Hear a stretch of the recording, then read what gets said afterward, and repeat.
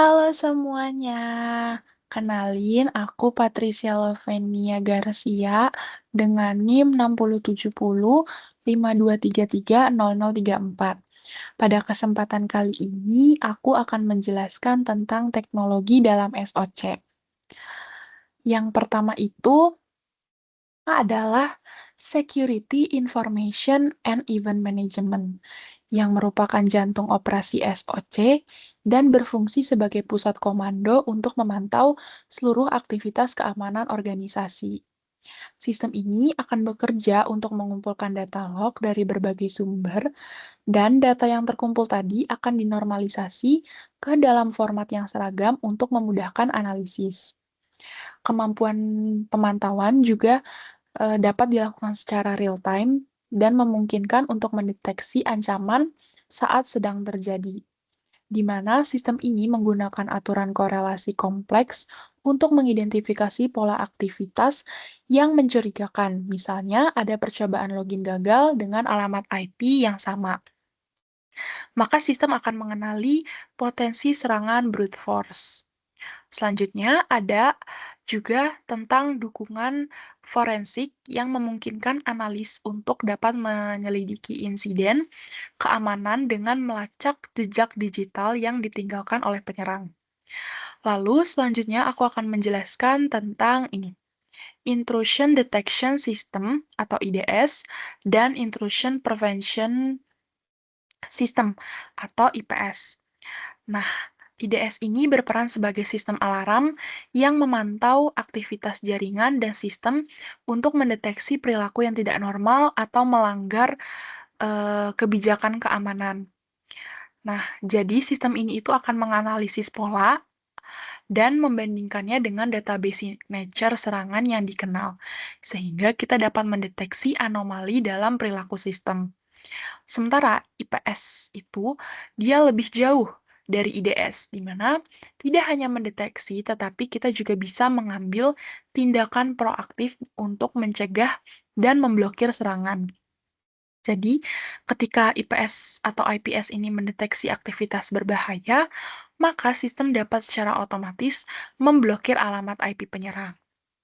Nah, selanjutnya itu, kedua sistem ini juga dilengkapi dengan ekosistem keamanan SOC, di mana IDS dapat memberikan visibilitas yang komprehensif terhadap aktivitas jaringan, sementara IPS itu akan memberikan respon otomatis yang cepat terhadap ancaman yang terdeteksi. Nah, yang ketiga nih, aku akan jelasin tentang Endpoint Detection and Response yang berfokus pada perlindungan titik akhir dalam jaringan. Teknologi ini bekerja dengan memasang agen khusus di setiap perangkat dan memantau aktivitas secara real time. Data yang dipantau itu bisa berupa koneksi jaringannya ataupun modifikasi filenya. Nah, kemampuan analisis perilaku EDR ini dapat memungkinkan sistem buat mendeteksi adanya malware canggih yang lolos dari deteksi antivirus. Dan sistem ini juga bisa mengidentifikasi teknik serangan seperti lateral movement, privilege escalation, dan data exfiltration. Nah, ketika ancamannya terdeteksi, maka IDR ini akan menyediakan kemampuan respon yang cepat seperti isolasi perangkat dan terminasi proses berbahaya. Lanjut, aku bakalan jelasin tentang Security, Orchestration, Automation, and Response atau SOAR, yang dia ini mengotomatisasi respon keamanan sebelumnya dengan memerlukan intervensi manual yang intensif, di mana platform ini mengintegrasikan berbagai alat keamanan yang berbeda ke dalam satu sistem yang terkoordinasi. Nah, SOR ini juga dapat secara otomatis mengeksekusi rangkaian tindakan respon yang telah ditentukan sebelumnya. Jadi, otomatisasi tugas-tugas berulang ini itu dapat membantu kita untuk analis SOC lebih fokus pada tugas-tugas yang lebih kompleks dan strategis. Jadi bisa meningkatkan efisiensi dan juga mengurangi waktu respon terhadap insiden keamanan. Lalu, aku bakal ngejelasin ini, firewall dan network security appliance. Nah, firewall ini itu bisa melakukan deep packet inspection, menganalis konten dan juga mendeteksi malware dalam lalu lintas jaringan, yang berfungsi sebagai garis pertahanan pertama dalam melindungi jaringan organisasi dari ancaman eksternal. Nah, biasanya network security appliance ini juga bisa mencakup ke web application firewall, terus ada network access control, dan juga DDoS protection. Nah, setiap perangkat tadi itu memiliki fungsi spesifik untuk melindungi aspek di infrastruktur jaringan. Lalu, integrasi firewall ini juga berguna, jadi ketika SIEM mendeteksi aktivitas mencurigakan, maka firewall ini otomatis akan memblokir sumber ancaman tersebut. Nah, lalu aku akan menjelaskan tentang ini nih, Threat Intelligence Platform. Nih, Threat Intelligence Platform. Ini itu dia mengumpulkan informasi dari berbagai sumber. Nah, informasi ini kemudian akan dianalisis dan dikorelasikan untuk memberikan konteks yang diperlukan dalam mengidentifikasi dan merespon ancaman. Nah, Threat Intelligence Platform ini juga bisa diintegrasikan dengan SIEM yang memungkinkan adanya pengayaan data insiden dengan informasi ancaman eksternal. Jadi misalnya, kita itu bisa mendeteksi alamat IP atau hash file yang mencurigakan. Nah, kemampuan prediktif dari platform ini juga bisa membantu organisasi untuk mengantisipasi ancaman sebelum terjadi. Jadi, analis SOC itu dapat mengatur pertahanan yang lebih proaktif dan juga efektif. Selanjutnya, ada vulnerability management tools. Nah, ini itu adalah manajemen kerentanan yang berperan dalam menjaga postur keamanan organisasi dengan melakukan pemindaian rutin terhadap semua aset IT. Nah, prioritasi kerentanan itu bisa berdasarkan faktor resiko, misalnya tingkat keparahan atau kemudahan eksploitasi dan juga dampak bisnisnya. Jadi, kita itu bisa fokus pada remediasi yang paling penting terlebih dahulu. Sistem ini juga dapat mengintegrasikan dengan database ancaman untuk mengidentifikasi kerentanan yang sedang aktif dieksploitasi di alam liar. Jadi, pelacakan kemajuan remediasi dan pelaporan compliance itu memastikan organisasi itu mampu memaintain postur keamanan yang kuat secara berkelanjutan. Dashboard eksekutif juga memberikan visibilitas tingkat tinggi yang eh, mengenai status keamanan organisasi kepada manajemen. Nah, selanjutnya ada ini, User and Entity Behavior Analytics. Ini itu merupakan eh, teknologi yang menggunakan algoritma pembelajaran mesin untuk membangun profil perilaku normal dari setiap pengguna dan entitas dalam jaringan. Sistem ini itu memantau aktivitas seperti jam kerjanya, lokasi aksesnya, dan juga aplikasi yang digunakan.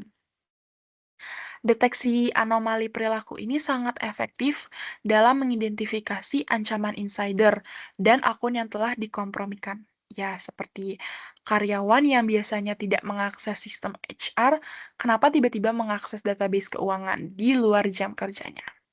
Nah, sistem juga akan menandai aktivitas ini sebagai aktivitas yang mencurigakan. Kemampuan adaptive learning juga memungkinkan sistem untuk terus memperbarui profil perilaku seiring dengan perubahan pola kerja yang legitimate, sehingga dapat mengurangi false positive. Lalu ada ini, identity and access management, yang menyediakan framework komprehensif untuk mengelola identitas digital dan hak akses dalam organisasi. Jadi sistem ini itu akan memastikan setiap pengguna itu memiliki akses yang sesuai dengan peran dan tanggung jawab mereka. Nah, kemampuan dari SSO ini juga meningkatkan pengalaman pengguna sambil menjaga keamanan dengan mengurangi jumlah password yang harus diingat. Jadi bisa juga menambahkan MFA untuk keamanan tambahan. Otomatisasi provisioning dan deprovisioning ini akan memastikan akses selalu up to date dengan status karyawan. Jadi meskipun karyawannya pindah departemen ataupun keluar, sistem itu akan menyesuaikan dan mencabut akses mereka. Lalu ada ini, Incident Response Platform. Ini itu merupakan platform yang menyediakan workflow terstruktur untuk menangani insiden keamanan dari deteksi hingga recovery. Jadi, sistemnya ini akan mengotomatisasi tugas administratif. Lalu, kemampuan kolaborasi real-time-nya juga memungkinkan tim respon insiden itu buat bekerja sama secara efektif, meski di lokasi yang berbeda. Lalu, template respon juga bisa memastikan konsistensi dan kelengkapan dalam penanganan. Selanjutnya itu ada ini, encryption dan data loss prevention atau DLP. Ini merupakan teknologi enkripsi yang melindungi data sensitif baik dalam keadaan istirahat ataupun dalam perjalanan. Sistem ini menggunakan algoritma kriptografi yang kuat buat mengubah data menjadi format yang tidak dapat dibaca. DLP ini bekerja dengan mengidentifikasi, memantau, dan juga melindungi data sensitif di seluruh organisasi. Jadi, sistem itu dapat mendeteksi ketika data sensitif seperti nomor kartu kredit dan lain-lain dikirim ke luar organisasi ataupun sedang diakses dan disalin. Kebijakan DLP yang granular ini juga memungkinkan organisasi untuk mengatur aturan yang spesifik tentang bagaimana data sensitif dapat digunakan. Lalu, ada mobile device management. Ini merupakan adopsi merupakan teknologi yang penting karena makin berkembang bring your own device dan juga work from home policy, di mana sistem ini memungkinkan organisasi untuk mengelola dan mengamankan perangkat mobile yang digunakan untuk mengakses data perusahaan. Jadi dia memiliki kemampuan remote wipe dan lock, jadi ketika perangkat dicuri atau hilang, itu bisa langsung dihapus data perusahaannya. Lalu ada environment yang ada enforcement, kebijakan keamanan seperti persyaratan password, enkripsi, dan juga pembatasan aplikasi yang memastikan bahwa perangkat mobile memenuhi standar keamanan organisasi.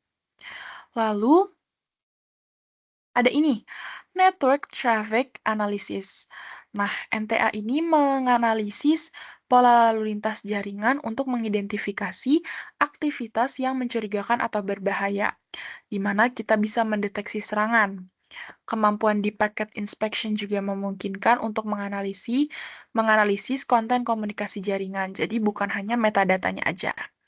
Hal ini sangat penting dalam mendeteksi serangan canggih yang menggunakan teknik evasion atau enkripsi.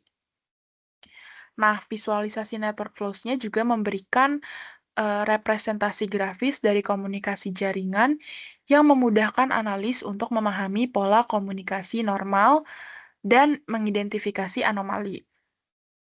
Lalu ada ini, deception technology.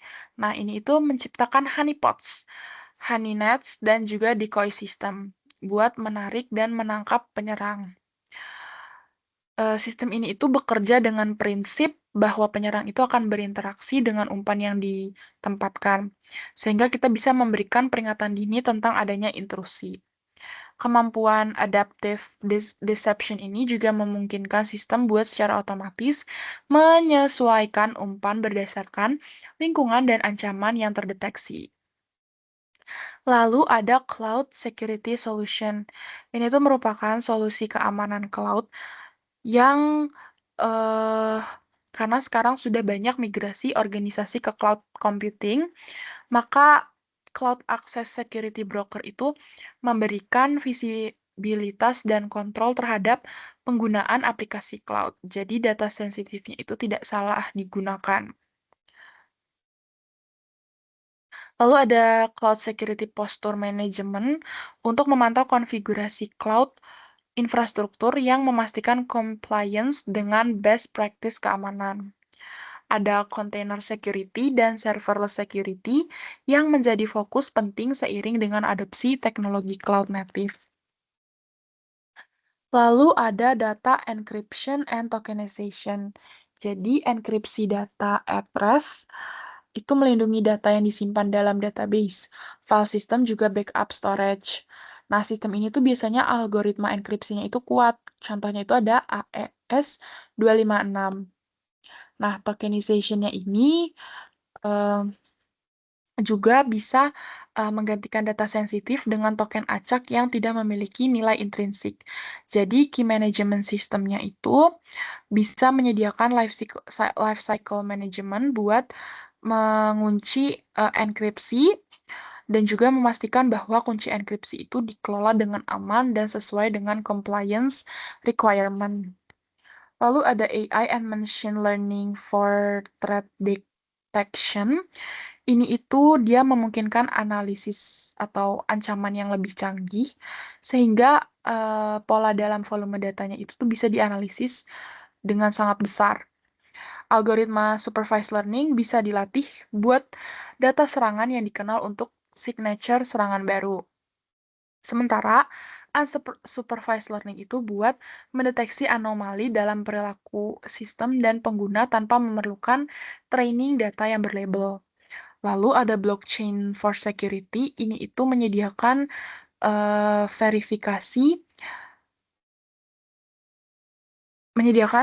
immutable ledger yang dapat digunakan untuk memverifikasi integritas data dan transaksi. Dalam konteks keamanan, blockchain ini digunakan untuk secure audit trails dan juga tamper-proof logging. Smart contracts-nya itu digunakan buat mengotomatisasi proses keamanan, execution-nya deterministik dan transparan itu memberikan accountability yang tinggi. Lalu, ada ini, Continuous Monitoring and Threat Hunting Tools. Ini itu merupakan visibilitas real-time terhadap security posture organisasi yang mengumpulkan dan menganalisis data dari berbagai sumber buat gambaran tentang status keamanan.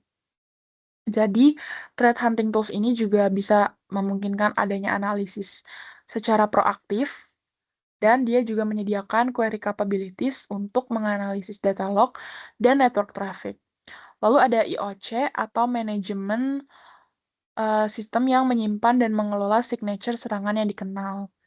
Ada virtualization security, ini itu merupakan solusi bahwa virtualization layer-nya itu tidak bisa dikomprimikan dan digunakan untuk menyerang virtual machine yang berjalan di atasnya. Jadi, virtual network security-nya ini menyediakan microsegmentation, dan network isolation antara virtual machine.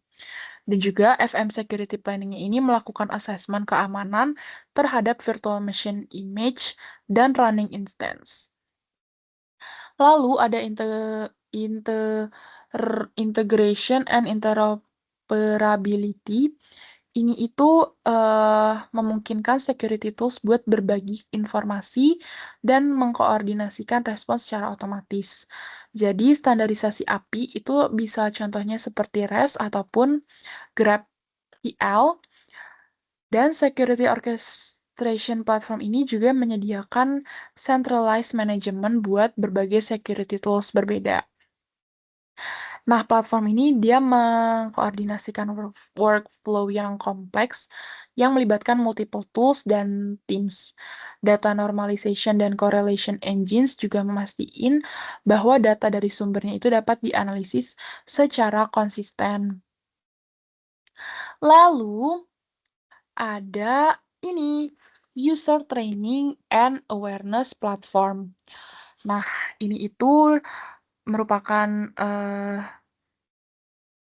platform simulasi serangan phishing, misalnya buat menguji dan meningkatkan awareness karyawan. Nah, interaktif training modules-nya ini juga menyediakan pembelajaran yang engaging tentang berbagai topik keamanan. Gamification elements-nya ini juga seperti badges dan leaderboards dapat meningkatkan participation dan retention. Compliance tracking juga bisa mastiin bahwa semua karyawan itu menyelesaikan training yang diperlukan sesuai dengan regulatory requirement. Lalu ada ini, regulatory compliance and governance solution. Ini itu dia menggunakan automated assessment dan reporting untuk berbagai regulatory framework seperti GDPR, HIPAA, dan lain-lain yang dapat mengidentifikasi gap compliance dan memberikan remediation recommendation. Policy management ini juga bisa menyediakan centralized repository buat security policy and procedure. Jadi, kita tuh bisa memastikan bahwa polisisnya itu selalu up to date dan properly authorized. Lalu untuk audit trail-nya itu memastikan bahwa semua aktivitas sistem dicatat dan didapat diaudit sesuai dengan regulatory requirements. Lalu ada security analytic platform ini tuh menggunakan statistical analysis dan machine learning buat mengidentifikasi patterns dalam security data. Big data processing capabilities juga memungkinkan analisis terhadap volume data yang sangat besar dari berbagai sumber. Nah, virtualization tools-nya ini juga menyediakan representasi grafis dari security data yang memudahkan analisis untuk mengidentifikasi trends dan anomali. Lalu, ada teknologi tambahan. Yang pertama itu ada patch management. Ini itu merupakan sistem yang mengotomatisasi proses identifikasi, testing, dan deployment patch keamanan yang memprioritaskan patch berdasarkan tingkat risiko dan dampak bisnisnya.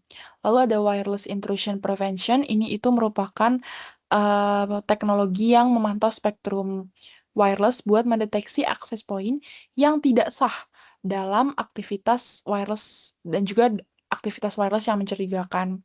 Sistem ini dapat bekerja secara otomatis untuk memblokir dan mengganggu koneksi wireless yang berbahaya.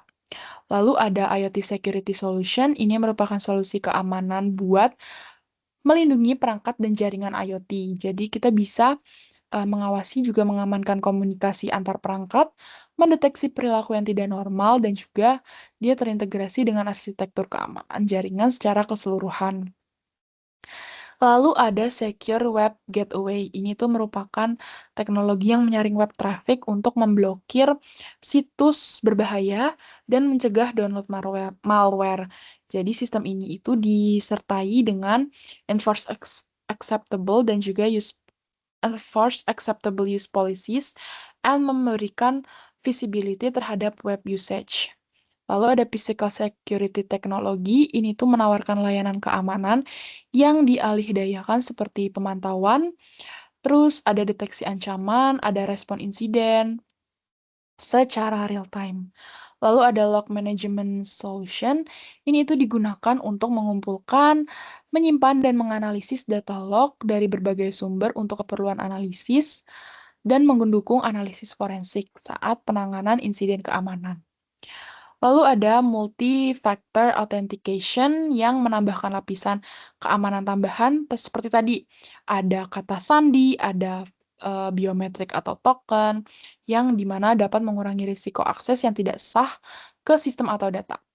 Lalu ada manage security service, ini merupakan teknologi untuk mengamankan akses fisik ke fasilitas dan melindungi infrastruktur perangkat keras. Jadi fungsi utamanya itu kita dapat mengontrol akses buat memastikan hanya pihak berwenang aja yang dapat masuk, dan dapat juga melakukan pengawasan melalui video dan juga pemantauan lingkungan.